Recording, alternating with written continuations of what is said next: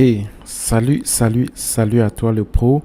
Bienvenue dans ce tuto. Aujourd'hui, nous allons parler d'un petit langage, s'il faut le dire, le JSON. Je suis sûr que vous avez déjà entendu parler du JSON et surtout, si vous avez cliqué sur la vidéo, c'est peut-être parce que vous voulez en savoir et de quoi il s'agit. Donc, je vais essayer en 10 minutes vous donner le max. Le JSON, en fait, veut dire tout simplement JavaScript Object Notation.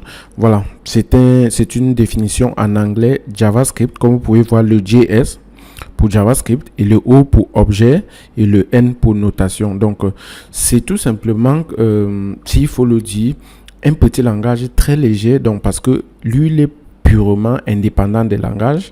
Le JSON s'utilise dans pratiquement tout type de langage. Que ce soit du C, que ce soit du Java, que ce soit du Python, que ce soit du PHP, que ce soit du JavaScript. Bref, il est beaucoup utilisé dans plusieurs langages et comme on le dit ici, la plupart du temps, c'est pour le transfert, pour échanger les données textuelles. Ça veut dire aussi, je crois que je me répète déjà trop, donc c'est tout simplement pour garder des données et puis de façon textuelle. Donc ça veut dire la plupart du temps du texte, purement du texte, et ça permet à ce que ce soit trop léger. Donc, et comme vous le savez, son format est très facile à analyser. Bon, bref, c'est pour ça qu'on aime tellement utiliser. Il est beaucoup utilisé dans le monde de la programmation pour changer des données textuelles, peut-être d'une page à l'autre, juste le stocker directement dans l'application en offline. Ça peut être transféré des trucs de l'internet, du genre vous quittez depuis un serveur, vous envoyez une requête pour récupérer les données et puis il les prépare sous forme de JSON, il retourne sur le net, donc sur le réseau, et puis ils arrivent chez vous en tant que le JSON. Donc il est beaucoup utilisé, comme je l'ai dit, et facile à écrire. Donc écrire du JSON c'est rien du tout, lire du JSON c'est rien du tout. Et pour juste boucler, le JSON est presque du JavaScript. Donc, quand vous avez du code écrit en JSON, la plupart du temps, vous pouvez juste copier ce JSON-là et coller à des variables JavaScript. On va plus voir lorsqu'on va parler des types de données que le JSON supporte. S'il faut dire ça c'est à quoi, je crois que je l'ai déjà dit, c'est pour pouvoir la plupart du temps transférer les données depuis le serveur au client ou peut-être transférer les données depuis le client au serveur. Donc la plupart du temps quand vous renseignez un formulaire et que vous cliquez sur soumettre comme ça, l'application va généralement le convertir en JSON et puis l'envoyer sur la requête. Donc et la requête HTTP va récupérer ça et l'envoyer au serveur. Donc c'est généralement au niveau du serveur qu'il est décrypté pour reformater le format dont on veut stocker dans notre base de données et puis on le stocke. Donc la plupart du temps il est trop utilisé aussi pour les fichiers de configuration. La plupart du temps les j'aime beau. Pourquoi ce mot la plupart du temps? Donc les applications desktop ils l'utilisent beaucoup et plein d'autres applications aussi, même le web on l'utilise aussi beaucoup. Vous allez voir package.json, composer.json, je crois même webpack, plein de trucs qui sont utilisés, que ce soit dans les frameworks. Et juste pour vous dire que vous pouvez stocker vos propres fichiers, vos propres informations dont vous les utilisez dans votre application dans un fichier JSON, et c'est aussi simple que ça. Donc il est aussi beaucoup utilisé dans les requêtes Ajax qui retournent juste au côté du transfert des données. Donc s'il faut parler maintenant des types de données que le JSON supporte, c'est un peu méticuleux là, je sais pas, c'est ambigu, mais à la base tous ces données là sont juste sous forme de texte d'abord.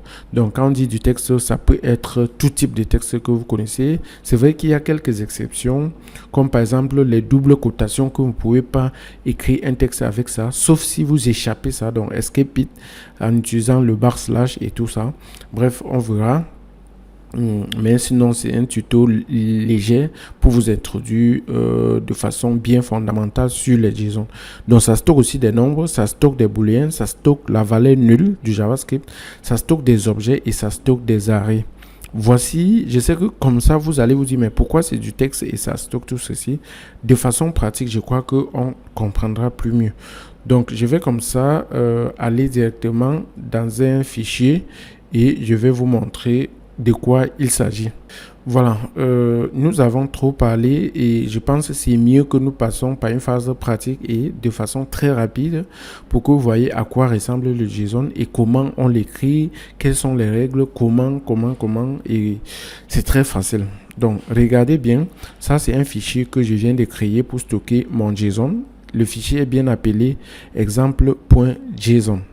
Exemple.json. Donc, l'extension ci est obligatoire. C'est ça qui signifie en fait que c'est un fichier JSON, donc .json. C'est comme ça. Et quand vous avez fini avec l'extension, je crois que je peux en fait cacher notre explorateur ici pour qu'on puisse mieux voir le fichier. Donc, vous voyez, notre fichier il est ouvert. Et par convention, la plupart du temps, vous allez voir qu'un fichier JSON va commencer avec les accolades comme ceci. On va ouvrir et fermer les accolades. Et à l'intérieur, on va écrire nos différentes données. Vous voyez, ça c'est un donné de type texte. Ça c'est un donné de type nombre. Ça c'est un donné de type objet. Ça c'est un donné de type booléen. Ça c'est un objet de type nul. Et ça c'est un objet de type array. Voilà. Voici maintenant la bonne différence. Le JSON, c'est exactement comme un objet JavaScript pour ceux qui viennent du côté JavaScript. Si vous avez un background JavaScript, vous allez directement vous dire, mais tiens, c'est pas un objet JavaScript ici. Non, c'est pas vraiment un objet JavaScript. S'il faille que je réécrive ceci comme un objet JavaScript, je l'aurais plutôt écrit comme ça. Bon, ça va générer une erreur, mais ne vous inquiétez pas, c'est juste à titre d'exemple, name. Comme ceci. Vous voyez, donc j'aurai certainement un nom qui est du texte, j'aurai de l'âge comme ceci qui est 30 je crois, j'aurai employé comme ceci. Et là, c'est un objet, donc je vais tout simplement vite le coller là. Donc bref, on n'est pas obligé de répéter la même chose. On met un nom. Oh là là. Duplex peut-être. Mais c'est pas ça. Voilà. Je mets là duplex qu'il a un âge de 30 et ainsi de suite. Ça, c'est un objet JavaScript qui a deux propriétés comme ceci. On peut bien stocker les booléens comme le développeur. En fait, la question ici veut tout simplement poser une question. S'il est développé, on dit oui. S'il n'est pas développé, on dit faux. Donc, je vais mettre ici false pour dire il n'est pas développé. Et que ce soit le no value là, vous allez tout simplement l'écrire comme ça, null. Vous voyez.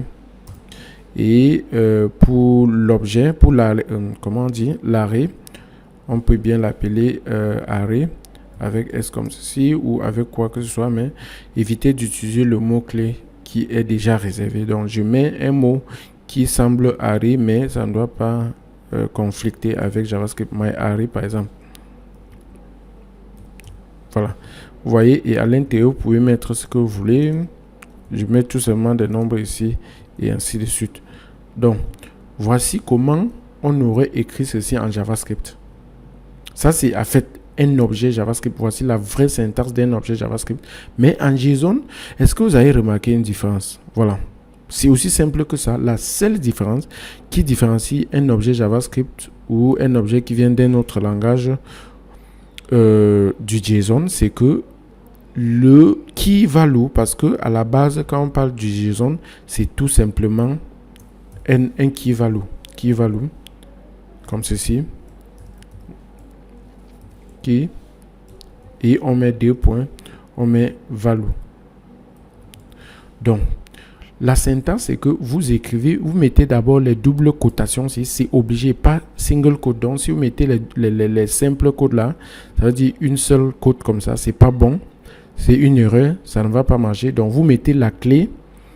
La clé qui identifie en fait la propriété, c'est comme le nom de la variable et ceci représente la valeur. Donc, ceci doit être entouré des cotations. double cotation, pas simple cotation. Et juste à la suite, on met d'abord un 2 points. Vous voyez, comme ceci. Et maintenant, on ne met pas le signe égal. C'est un peu comme si on disait une variable qui est un peu quelque chose comme qui est égal à valeur. Vous voyez, ça c'est pratiquement la syntaxe d'une variable.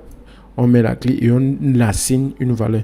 Mais ici, pour l'assigner une valeur, on met 2 points comme ceci. Si c'est une valeur textuelle, on met les côtes, les doubles côtes. Et si c'est une valeur des nombres, on met tout simplement comme ceci. On n'a pas besoin de cotations, ainsi de suite. Si c'est un objet, on met les accolades. Si c'est un arrêt, on met les crochets comme ceci.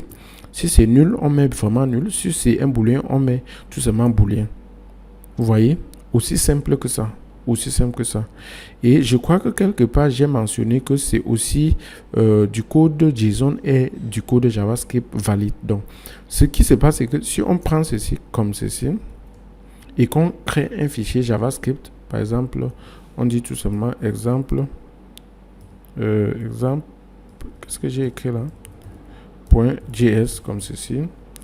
Et qu'on crée une valeur et on appelle ça test.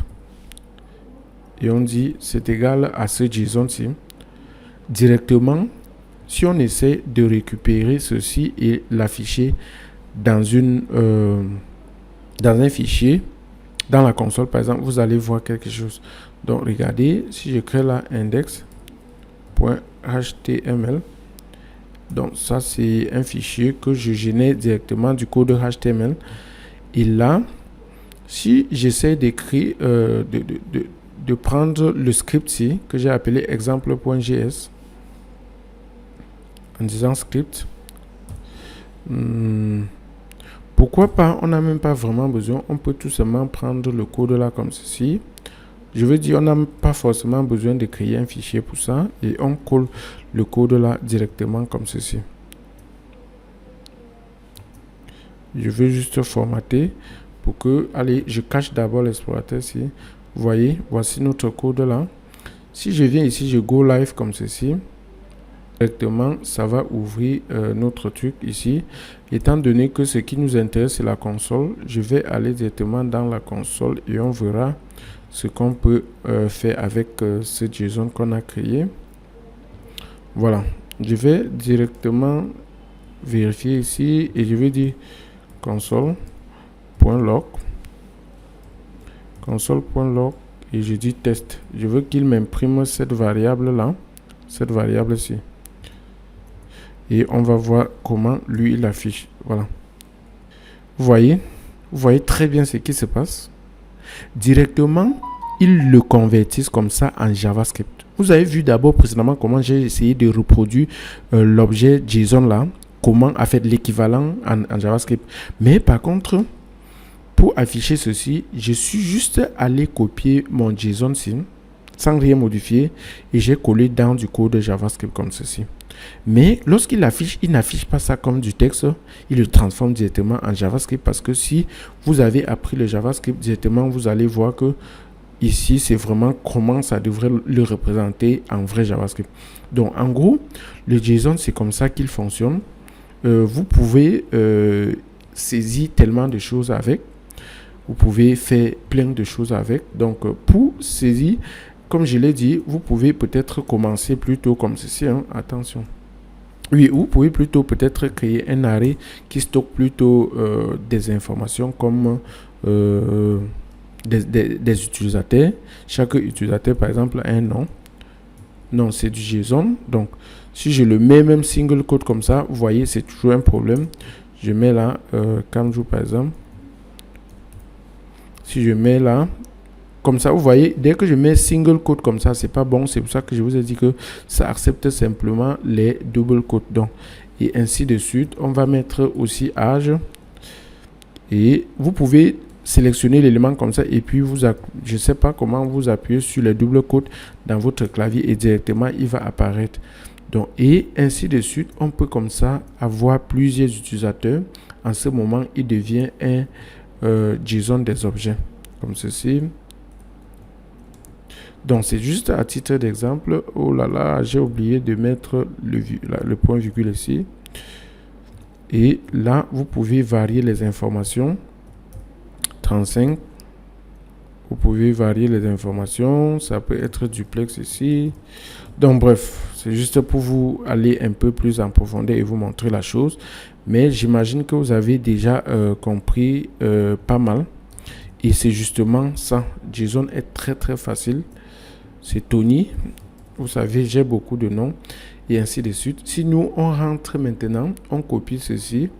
On assigne à notre valeur au lieu de ce qu'on avait précédemment. Je veux dire cette valeur-ci. Si on l'assigne, cette valeur-ci qui vient du JSON, directement, on essaie de l'afficher. Vous allez voir que lui, il prend ça comme un arrêt. Vous voyez? Lui prend ça comme un arrêt. Et si nous, on veut convertir cet arrêt-ci en string, donc on veut que lui ne le prenne pas comme vraiment du JavaScript, mais qu'il le prenne juste comme un string, donc comme du texte, comme le pur JSON, on doit plutôt utiliser cette fonction JavaScript qui s'appelle JSON Stringify, JSON.stringify comme ceci. Et puis, on passe l'élément dedans. On passe notre test dedans. Notre variable qui s'appelle test dedans. Et il ne va plus l'afficher comme si c'était... vous voyez, les trucs ne sont plus colorés. Donc, lui, il considère ça purement comme du texte. Tu ne peux pas accéder aux propriétés de celui-ci. Vous voyez. Et si à jamais vous avez plutôt un JSON qui vient sous forme de texte, au lieu de l'utiliser comme ceci, voilà, voici, je vais dire ici, const textuel, et je le passe ici. Donc, je prends comme ça le texte si je le convertis en texte. Donc, je veux dire le JSON si je le convertis en texte. Et maintenant, je veux vous montrer comment vous pouvez prendre un JSON qui est déjà en texte et le convertir encore en JSON.